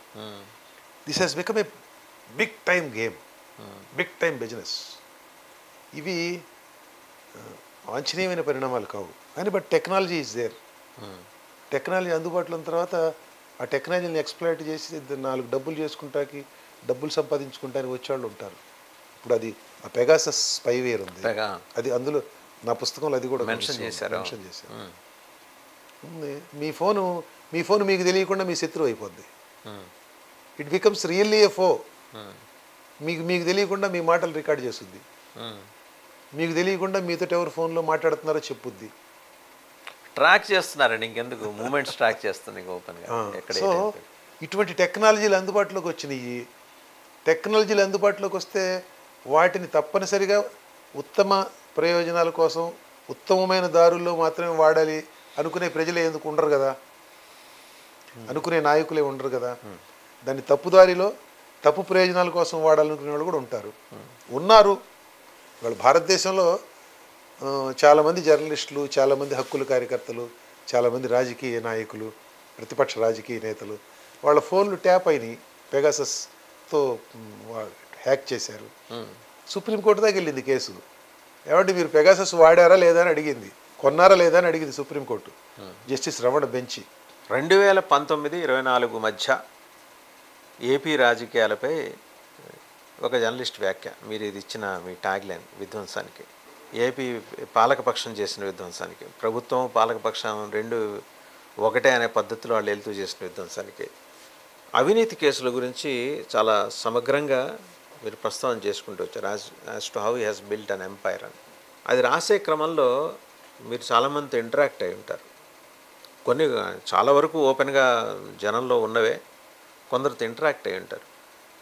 కొందరు ఆఫ్ రికార్డ్ కాన్వర్జేషన్స్లో వాళ్ళ పేర్లు ఏం చెప్పద్దు, మీరు ఎవరన్నా రిటైర్డ్ బ్యూరోక్రాట్స్ కానీ లేకపోతే ఇవి చూసి దూరంగా విసుగొచ్చి దూరంగా జరిగిన పొలిటీషియన్స్ కానీ వాళ్ళు వ్యక్తం చేసిన అభిప్రాయాలు ఏంటి? ఓవర్వెల్మింగ్గా వచ్చిన అభిప్రాయం ఏంటంటేనండి, న్యాయ వ్యవస్థ ఫెయిల్యూర్ అనేది వచ్చింది. వైఎస్ రాజశేఖర రెడ్డి గారు అధికారంలో ఉండగా క్విడ్ ప్రోకో అంటే నీకది నాకిది అనే పద్ధతిలో ప్రకృతి వనరుల్ని కారుచౌక ధరలకి, కారుచౌక రేట్లకి కార్పొరేట్ కంపెనీలకు అప్పచెప్పటం, దానికి ప్రతిగా వాళ్ళు ఆయన ముఖ్యమంత్రి కుమారుడి కంపెనీల్లో ఎక్కువ ధరకి ఇన్ఫ్లేటెడ్ ప్రైస్కి షేర్లు కొనడం, పెట్టుబడి పెట్టడం, వీటి తిరిగి అటు రావటం అనమాట డబ్బు. ఆ ఆరోపణలు వచ్చినాయి, అవి కేసులైనవి. ఈరోజు కూడా వైఎస్ఆర్సీపీ నాయకులు జగన్మోహన్ రెడ్డి గారి దగ్గర నుంచి మొదలుకొని అందరూ ఈరోజు కూడా అనేది ఏంటంటే ఇవన్నీ కూడా కాంగ్రెస్, ఆ రోజు ప్రభుత్వాన్ని నడిపిన కాంగ్రెస్ కుట్రపూరితంగా మా మీద పెట్టిన కేసులు, మా నాయకుడి మీద పెట్టిన కేసులు, నా మీద పెట్టిన కేసులు అని జగన్మోహన్ రెడ్డి గారు అంటారు. సిబిఐ, ఈడీ ఈ రెండు సెంట్రల్ గవర్నమెంట్ ఏజెన్సీస్ ఆ కేసులు పెట్టింది.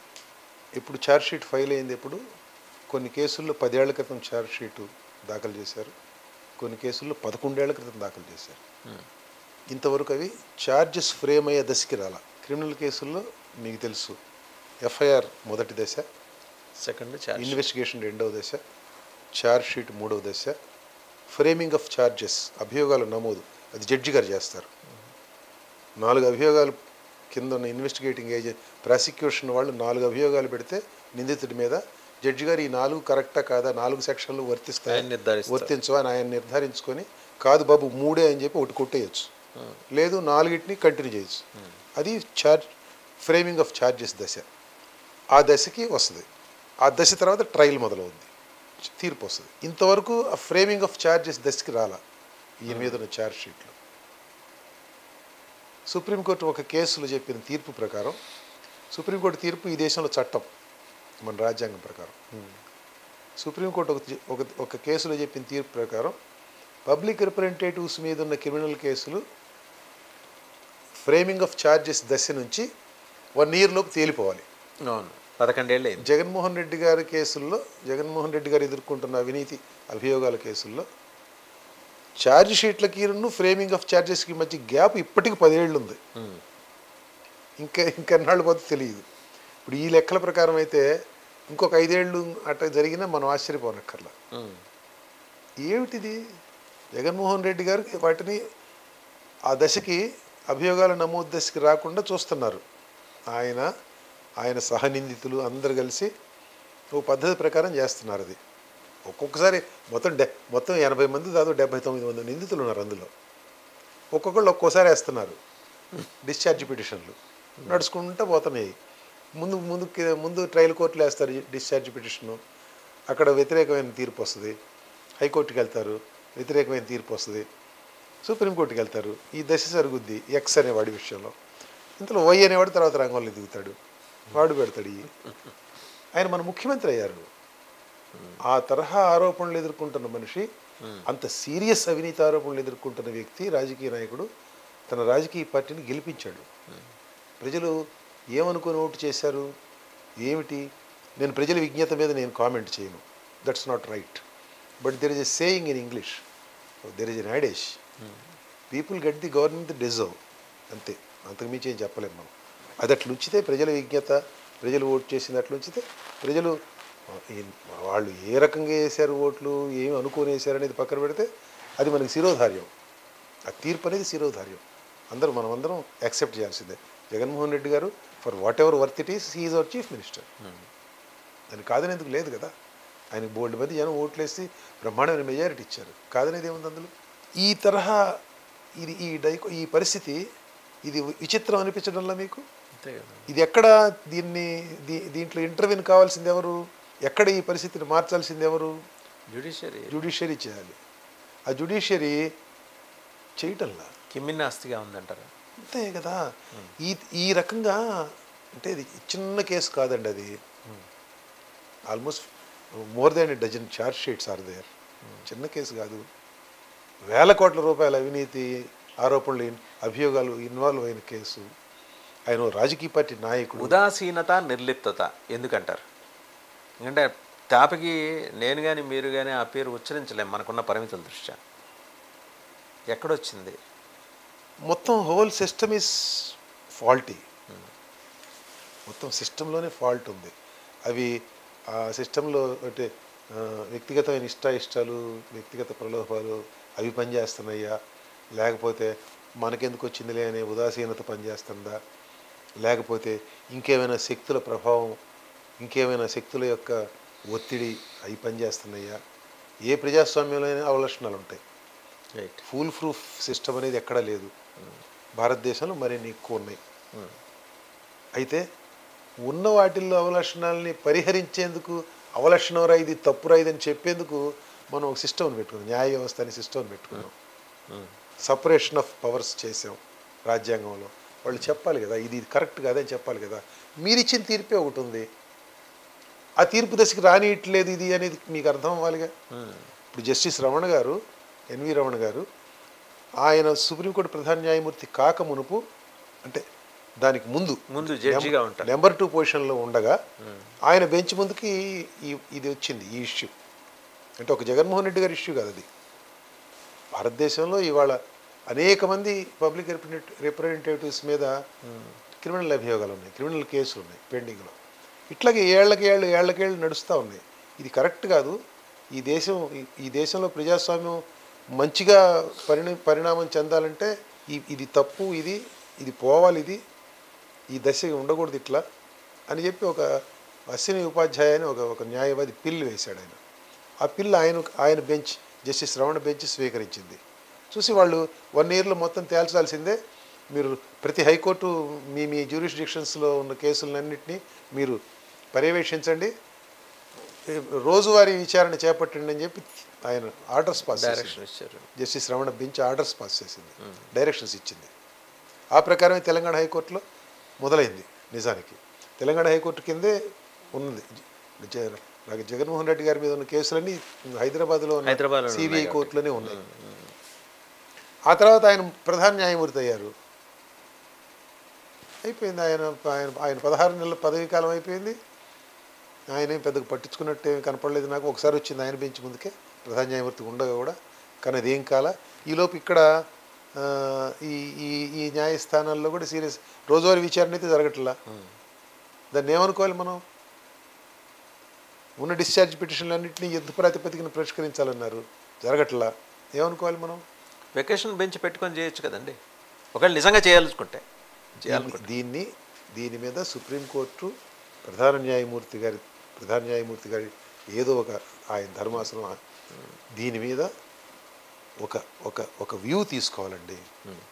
భారతదేశంలో పబ్లిక్ రిప్రజెంటేటివ్స్ మీద ఉన్న కేసుల విచారణకు సంబంధించి ఒక ప్రత్యేకమైన సిస్టమ్ పెట్టాలా, వ్యూ తీసుకోవాలా. ఎందుకంటే భయంకరమైన అవినీతిపరుడు ఈ దేశ ప్రధానమంత్రి కావడానికో, ఈ దేశ ముఖ్యమంత్రి ఒక రాష్ట్ర ముఖ్యమంత్రి కావడానికో సిస్టమ్ ఎలవ్ చేస్తున్నప్పుడు దాన్ని పరిహరించే బాధ్యతని వాళ్ళు తీసుకోవాలి. ఎక్కడో ఇంకా అది ఓన్లీ వ్యవస్థ మన దగ్గర ఉన్నది, ఓన్లీ సిస్టమ్. ఇంక వేరే వాళ్ళే చేసుకోవాలి. ఇప్పుడు ఈ మార్చండి అని చెప్తున్నారు.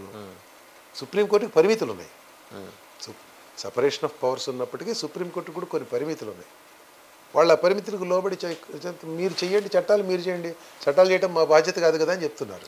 ఈ పర్టికులర్ కేసు గురించి మీరు రాసుకుంటూ వచ్చినప్పుడు బహుశా మీరు చాలామందితో సంభాషించి ఉంటారు. అప్పుడు అత్యున్నత వ్యవస్థ నిస్సహాయ స్థితిలో కూరుకుపోయిందనే అభిప్రాయాన్ని వ్యక్తం చేసిన ఎలైట్ సెక్షన్స్ చాలామంది ఉంటారు. కామన్ మ్యాన్ ఎలా రియాక్టెడ్ ఈ విషయంలో? మీరు సాధారణ పౌరులతో కూడా మీరు మాట్లాడి ఉంటారు కదా. సాధారణ పౌరులతోటి ఈ పుస్తకం రచనకి వాళ్ళ నుంచి ఇన్పుట్స్ ఇన్పుట్ అని కాదు, ఈ ప్రస్తావన చేస్తుంటారు కదా అని. మామూలుగా అనేక మంది మామూలు మిస్త్రులు, లేకపోతే ఇంకెక్కడన్నా ఎప్పుడన్నా ఆటోలో వెళ్తున్నప్పుడు ఒక ఆటో ప్రయాణికుడితోటో, ఆటోలో డ్రైవర్ తోటి, వీళ్ళతో మాట్లాడుతుంటాం. అట్లాంటప్పుడు వస్తుంది ఏంటంటే వాళ్ళల్లో ఉదాసీనత వచ్చింది. అది నాకు కావాల్సిన పాయింట్ అది సార్. వాళ్ళల్లో ఉదాసీనత వచ్చింది. ఏముందండి మన చేతిలో, ఏం లేదు కదా, వాళ్ళు తెప్పులు వాళ్ళు పడుతున్నారు. ఒకటేంటంటే మనం ఒప్పుకోకపోయినా ఒక వాస్తవం ఒకటి ఉంది. ఆ వాస్తవం ఏంటంటే అవినీతి దానికి కొంత యాక్సెప్టెన్స్ పెరిగింది, చాలా పెరిగింది సమాజంలో. పల్లెటూళ్ళల్లో ఏదన్నా ఒక పనికి ఎవరైనా డబ్బులు డిమాండ్ చేస్తే, ఇప్పుడు ఉదాహరణకు ఒక రిజిస్టర్ ఆఫీస్ ఉంది. ఆ రిజిస్టర్ ఆఫీసులో మనం ఏదో ఒక ట్రాన్సాక్షన్ రిజిస్టర్ చేయడానికి వెళ్తాం. అక్కడ డబ్బులు ఇవ్వడం అనేదాన్ని మీరు చాలా సాధారణ విషయంగా చూస్తున్నారు. డబ్బులు ఇవ్వకపోతే ఎట్లా? డబ్బులు ఇవ్వడం అనేది ఇదేంది, ఎందుకు ఇవ్వాలి డబ్బులు? నేను నా ఫీజు రూపంలో స్టాంప్ ఫీజు కడుతున్నాను కదా గవర్నమెంట్కి, ఈ రిజిస్టర్ గారికి నేను డబ్బులు ఎందుకు ఇవ్వాలని ఎవరు క్వశ్చన్ చేసుకోవట్లా. అలా ఇవ్వకపోతే 45 రోజులు డిలే అవుతుంది. అంటే అది కూడా రాదు వాళ్ళకి బుర్రలోకి. ఇవ్వాలి కదా, అది మ్యాండేటరీ అన్నట్టు. అది నా బాధ్యత ఇవ్వటం. అట్లా వచ్చేసింది. ఎంఆర్ఓకి డబ్బులు ఇవ్వకపోతే ఎట్లా?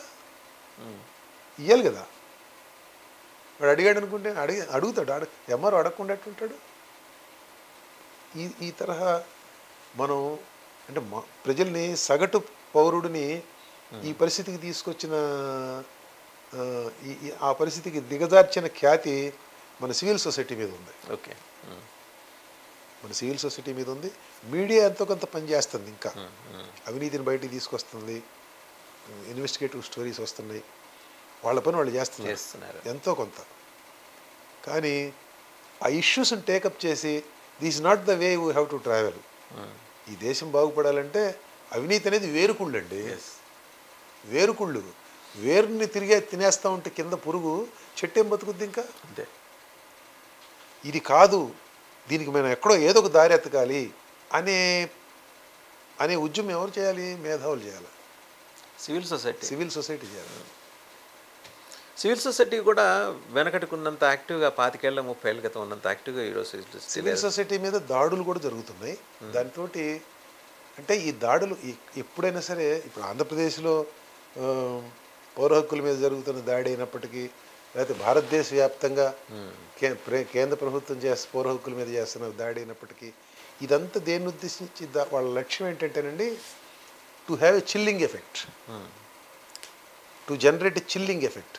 ఇప్పుడు నేను చెప్పాలనుకున్న మాటనే ఆ పక్కింటోడి మీద దాడి జరిగినప్పుడు నా మనసులో మాట గొంతు దాటి బయటికి రాదు, మింగేస్తాను నేను. ఎందుకు? ఆ పక్కింటి అతనికి జరిగిన ఆ గతి నాకు పట్టుద్దని భయం. లేదు, నేను ఒక రిపోర్టర్ని, నేను ఒక జర్నలిస్ట్ని, నేను ఇన్వెస్టిగేటివ్ స్టోరీస్ తీసుకొచ్చి రాస్తూ ఉంటాను, మీడియా మీద దాడులు జరుగుతాయి, ఇటువంటి జర్నలిస్టుల మీద దాడులు జరుగుతాయి. That will have an effect on me, chilling effect. నేను రాయటం మానేస్తా. ఒకవేళ రాసినా దాని తీవ్రత తగ్గిస్తా, కొంతమందిని పక్కన పెడతా, డైల్యూట్ చేయటం. ఇది వాళ్ళు కోరుకునేది. అది జరుగుతుంది, ఇప్పుడు జరుగుతుంది. ఎంటైర్ మీడియా వాళ్ళ చేతిలోకి వెళ్ళిపోయింది అంటారా ఇప్పుడు? అంటే వాళ్ళు చెప్పినట్టు, అంటే లీవ్ అబౌట్ వాళ్ళు చెప్పే అదృష్ట చతుష్టయం పక్కన పెట్టేయండి, మిగిలిన మీడియా అంతా ఇప్పుడు జగన్మోహన్ రెడ్డి గారి ప్రభుత్వం కంట్రోల్లోకి వెళ్ళిపోయిందా? అట్లా మీడియా ఆయన కంట్రోల్లోకి వెళ్ళిపోయిందని మనం ఎట్లా అంటాం అనలేము. మీడియా అంటే చాలా దురదృష్టకరమైన వాతావరణం ఉంది ఆంధ్రప్రదేశ్లో. మీడియా భారతదేశ వ్యాప్తంగా ఉన్న వాతావరణం ఇప్పుడు అనవసరం లేండి. మన దగ్గర ప్రస్తుతం మన ఆంధ్రప్రదేశ్లో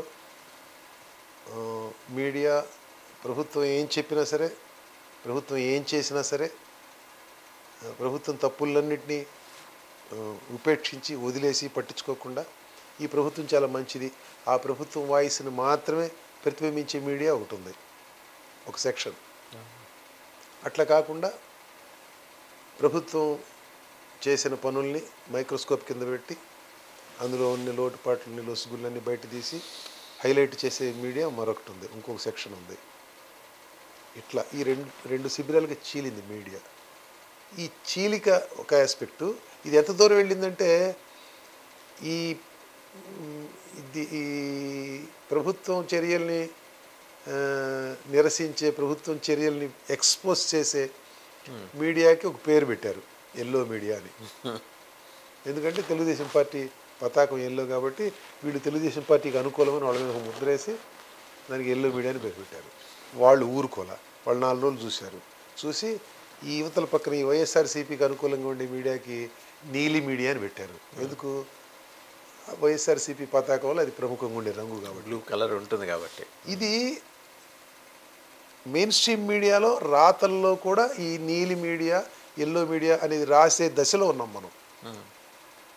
మోస్ట్ అన్ఫార్చునేట్, వీఆర్ మీడియా. ఏంటిది? ఎంత అన్యాయమైన ధోరణి అండి. వాళ్ళని ఎవరినో మీరు నీలి మీడియా అని తిట్టడం, వీళ్ళని ఎవరినో మీరు ఎల్లో మీడియా తిట్టడం.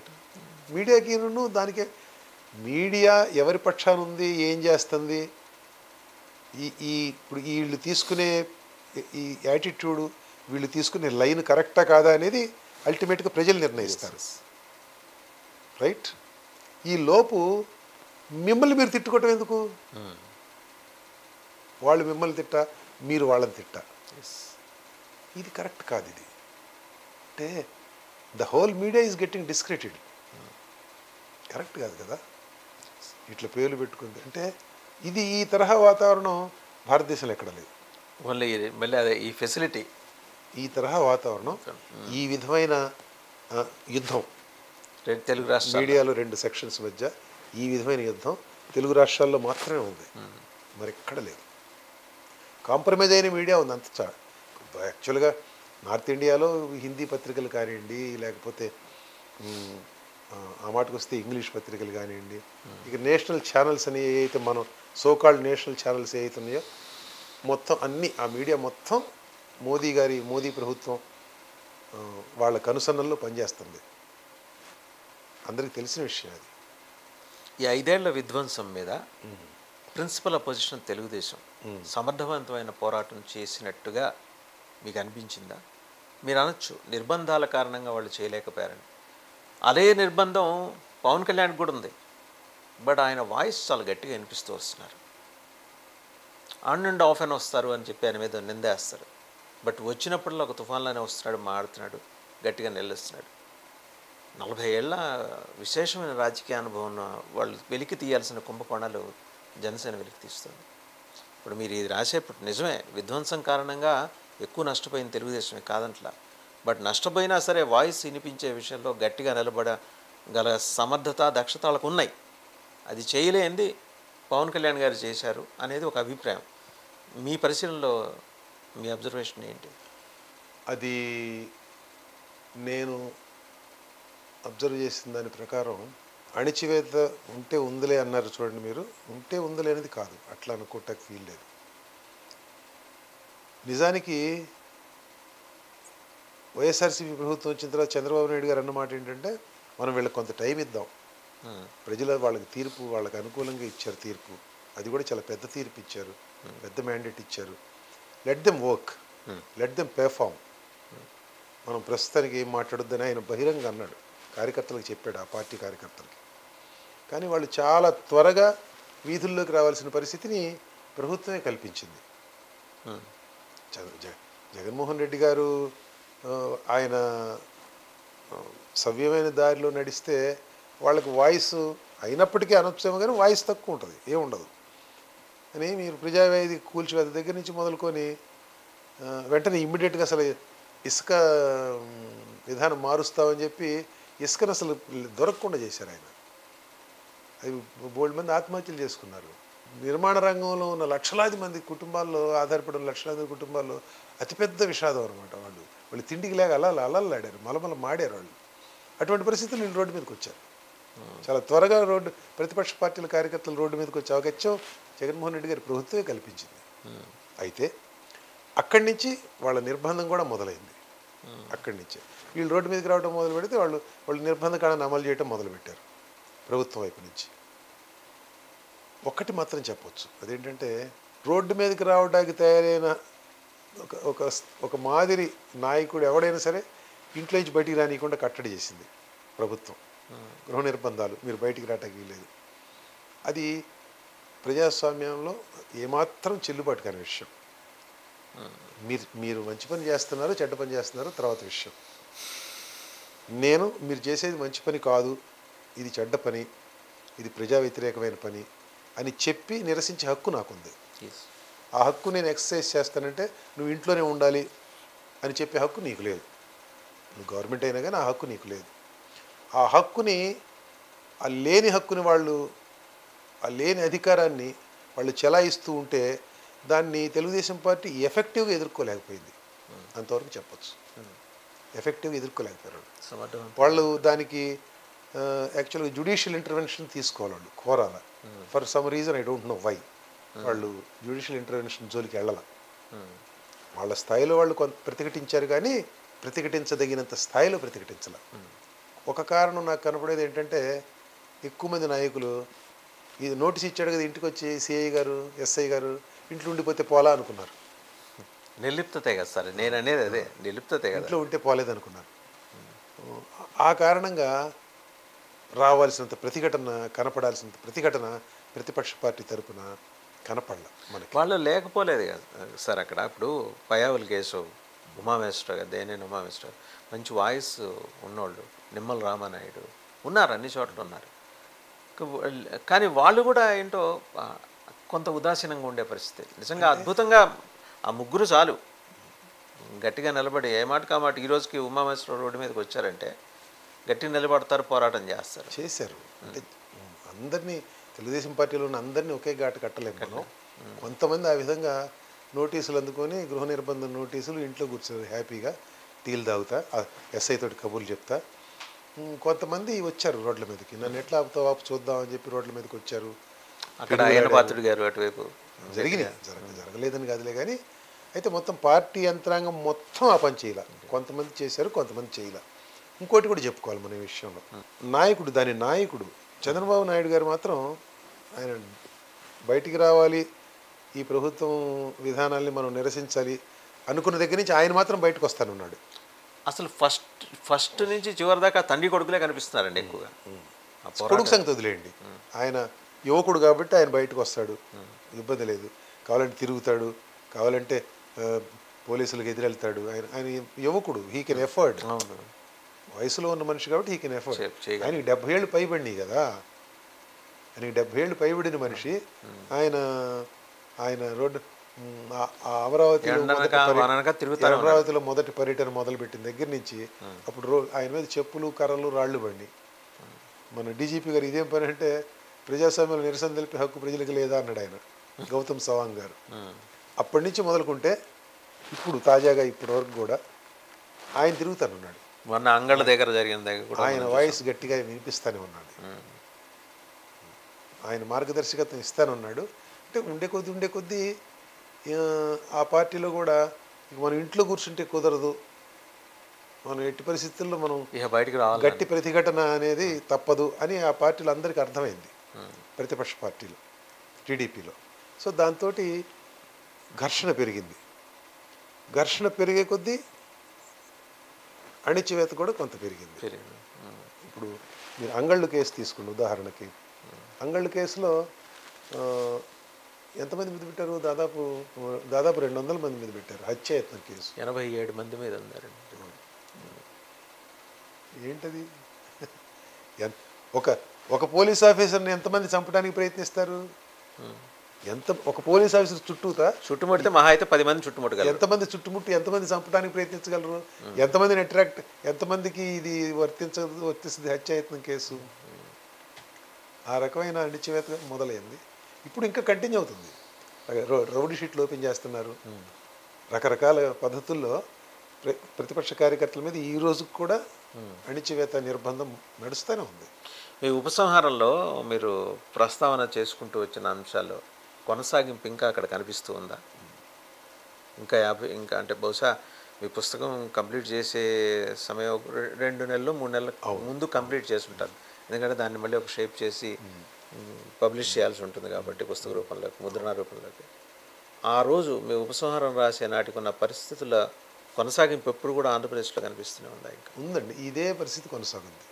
ఎలక్షన్ షెడ్యూల్ వచ్చి కేంద్ర ఎన్నికల కమిషన్ వాళ్ళ చేతిలోకి మొత్తం వెళ్ళిపోయిన తర్వాత యంత్రాంగం అంతా వాళ్ళు సీరియస్గా దీని మీద దృష్టి సారించేంత వరకు, సారిస్తారో లేదో తెలియదు మనకి ఇంకా, అది దట్ ఈస్ అగైన్ సందేహమే. ఆ రకమైన వాళ్ళు సీరియస్గా దృష్టి సారించేంత వరకు ఈ నడుస్తూనే ఉంటాయి. మనం రోజు పేపర్లో చూస్తూనే ఉన్నాం కదా ఎక్కడెక్కడ ఏం జరుగుతుంది అనేది. అది కంటిన్యూ అవుతుంది. అంటే నేను ఇందాడు మొదటే అన్నా మీతో అన్నా చూడండి, ఆయనకి నిజానికి ఈ రకమైన అవసరం లేదు. జగన్మోహన్ రెడ్డి లేని కాడికి నేలకపోయేది ఎందుకు నెత్తికి రాసుకుంటున్నాడు ఆయన? అధికారం ఆ విధంగా చేస్తుంది. ఇప్పుడు ఖచ్చితంగా దీని రిపర్కషన్స్ ఇలా ఉంటాయి అనే ఇదైతే ఆయనకి ఆ మాత్రం స్ఫురణ అయితే ఆయనకు ఉంటుంది అనుకుంటున్నాను సార్, మీరేమంటారు? ఇందిరాగాంధీ లాంటి అంత పెద్ద వాళ్ళ నాన్నగారితో కలిసి జవహర్లాల్ నెహ్రూ గారితో కలిసి ప్రపంచ దేశాలన్నీ పర్యటించింది.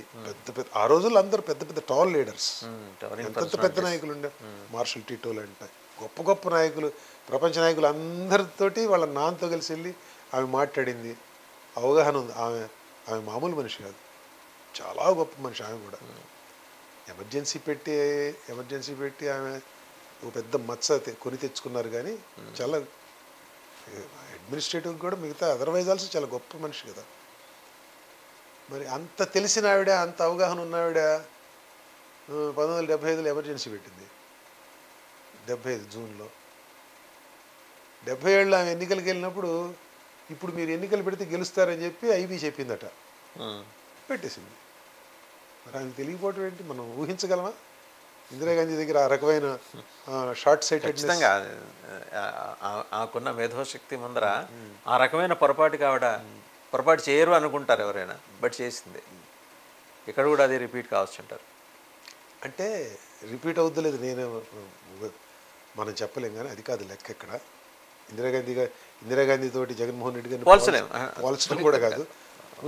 అంటే అధికారంలో ఉన్న వాళ్ళకి ఏ విధంగా కళ్ళ ముందు పొరలు వస్తాయి కొన్ని అనేది దానికి చెప్తున్నాను. అధికారం ఒక సామ్యం మాత్రమే. అధికారం తెచ్చిపెట్టిన అహంకారం